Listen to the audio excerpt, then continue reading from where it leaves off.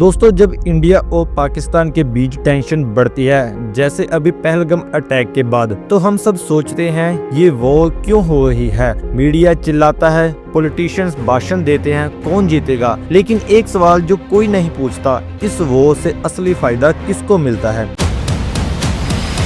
एक ऐसा ग्रुप जो हर वॉर में अपना खेल खेलता है, मिलिटेंट ग्रुप्स। ये लोग कौन होते हैं, इनका एजेंडा क्या है और क्यों ये वॉर इनके लिए एक जैकपॉट है। आज हम इन मिलिटेंट ग्रुप्स के बारे में जानेंगे, एक ऐसी रियलिटी जो शायद आपके होश उड़ा देगी। तो चलो इन ग्रुप्स के बारे में जानते हैं।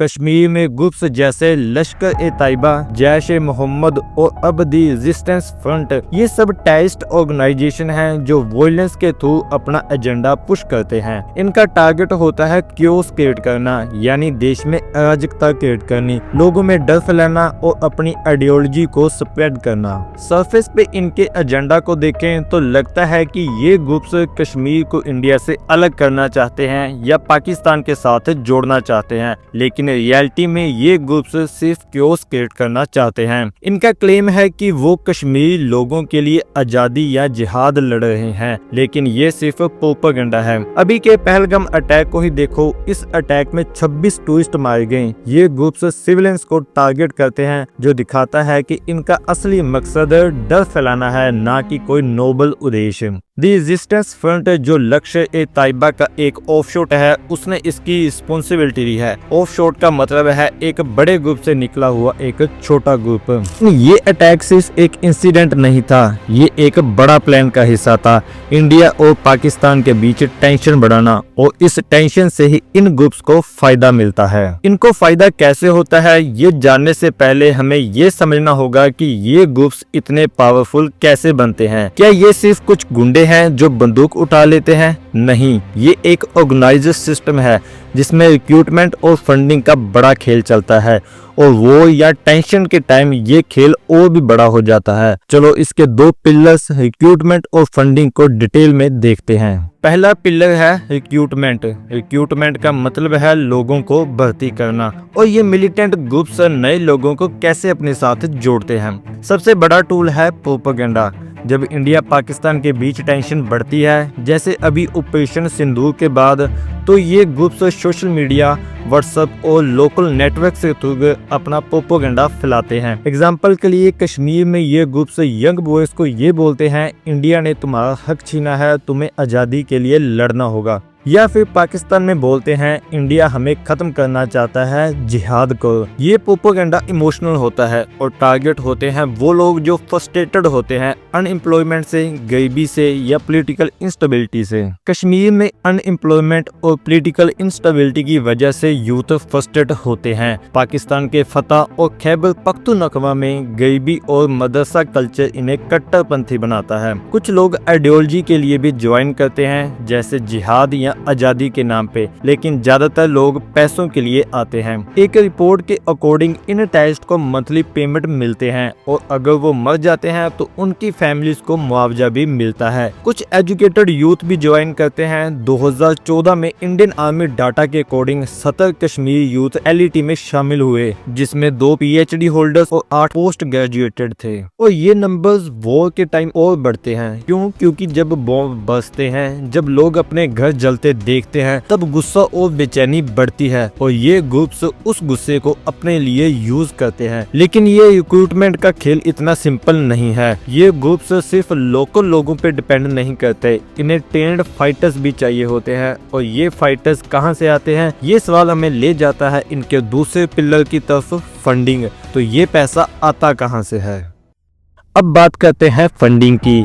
ये मिलिटेंट ग्रुप्स अपना नेटवर्क कैसे चलाते हैं। बंदूक, बॉम्ब्स, ट्रेनिंग कैंप्स, ये सब के लिए बड़े पैसों की जरूरत होती है, और ये पैसा आता है मल्टीपल सोर्स से। चलो कुछ मेन सोर्स देखते हैं। पहला है इलीगल ट्रेड। ये ग्रुप्स ड्रग स्मगलिंग, हथियारों की तस्करी और एक्सटोर्शन, मतलब जबरन वसूली के थ्रू पैसा कमाते हैं। इलीगल ट्रेड मिलिटेंट ग्रुप्स के लिए एक गोल्ड माइन है। ये ट्रेड इन्हें बड़े पैसे देता है, जो वो वेपन्स, ट्रेनिंग और ऑपरेशन डोनेशन के लिए यूज करते हैं। ज्यादातर ड्रग्स अफगानिस्तान में बनता है, जो वर्ल्ड का लार्जेस्ट हेरोइन प्रोड्यूसर है। ये ड्रग्स पाकिस्तान के through middle east, Europe, Australia और साउथ एशिया में स्मगल होता है। एक यूएन रिपोर्ट के according Afghanistan Pakistan drug trade की वैल्यू 1 से 2 बिलियन डॉलर पर ईयर है। मिलिटेंट ग्रुप्स इसमें से एक बड़ा शेयर लेता है क्योंकि वो स्मगलिंग रूट्स कंट्रोल करता है। लेकिन ड्रग्स के अलावा आर्म्स स्मगलिंग भी होता है। ये ग्रुप्स अफगानिस्तान से AK-47 और एक्सप्लोजिव स्मगल करते हैं, जो बाद में कश्मीर में अटैक करने के लिए यूज होते हैं। दूसरा सोर्स है एक्सटर्नल फंडिंग।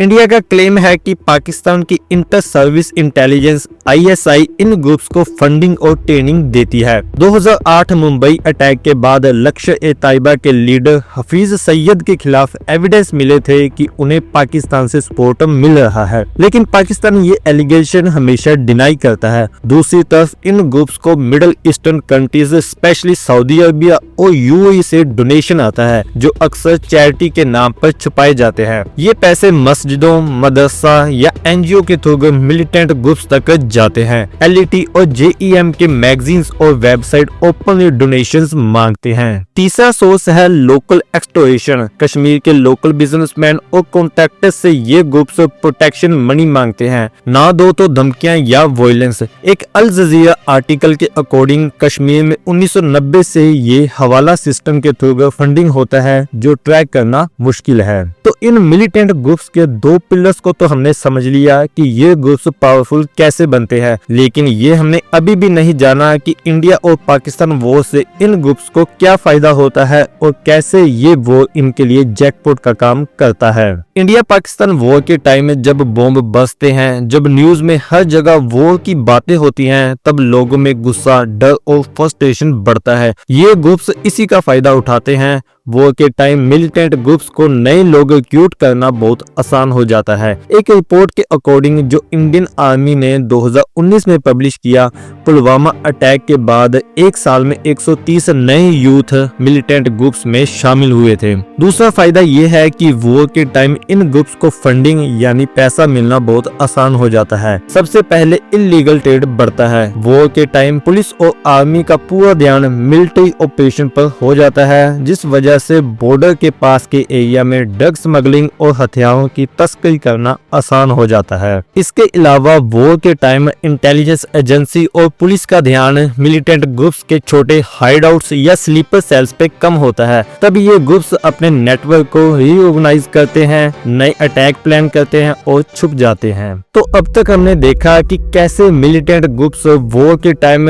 रिक्रूटमेंट और फंडिंग से फायदा उठाते हैं और कैसे वॉर इनके लिए जैकपॉट का काम करता है। लेकिन ये बात सिर्फ इन ग्रुप्स तक नहीं रुकती, ये एक बड़ा इकोसिस्टम है। सोचो जब ये ग्रुप्स अटैक करते हैं, जैसे पहलगाम में हुआ, तो इंडिया और पाकिस्तान के बीच टेंशन बढ़ती है। इंडिया एयर स्ट्राइक करता है, पाकिस्तान रिएलिएट करता है और ये साइकिल चलता है। लेकिन इस साइकिल का असली विनर कौन है? क्या ये ग्रुप्स जो अपने एजेंडा के लिए लड़ रहे हैं, या फिर वो बड़े प्लेयर्स जो इन्हें इनडायरेक्टली सपोर्ट करते हैं? और हम कॉमन लोग इसमें कहाँ फिट होते हैं? हर अटैक के बाद हम टीवी पे डिबेट्स देखते हैं, सोशल मीडिया पर लड़ते हैं और डर के साथ जीते हैं। लेकिन क्या हम सोचते हैं कि इस वॉर के पीछे का असली का खेल क्या है? नहीं, ये मिलिटेंट ग्रुप्स वॉर के बिना सर्वाइव नहीं कर सकते, क्योंकि वॉर ही उनका ऑक्सीजन है। तो क्या ये वॉर एक बिजनेस बन चुकी है, एक ऐसा बिजनेस जिसमें इनोसेंट लोगों की जान जाती है, लेकिन कुछ ग्रुप्स और उनके सपोर्टर्स के बैंक अकाउंट्स भरते हैं? ये सवाल हमें सोचने पे मजबूर करता है। और अगर हमें इस साइकिल को तोड़ना है, तो पहले हमें इसके बारे में जानना होगा, एजुकेट होना होगा। नेक्स्ट टाइम जब तुम कोई वॉर के अटैक की न्यूज देखो, तो सोचो इससे असली फायदा किसको मिल रहा है। ये वीडियो अगर तुम्हें पसंद आई हो, तो इसे शेयर करो ताकि ज्यादा से ज्यादा लोग हकीकत को जान सके। और कमेंट में बताओ तुम्हें क्या लगता है कि क्या ये साइकिल को तोड़ा जा सकता है। मैं आपके कमेंट्स पढ़ूंगा और नेक्स्ट वीडियो में डिस्कस करूंगा। तब तक अपना ख्याल रखना।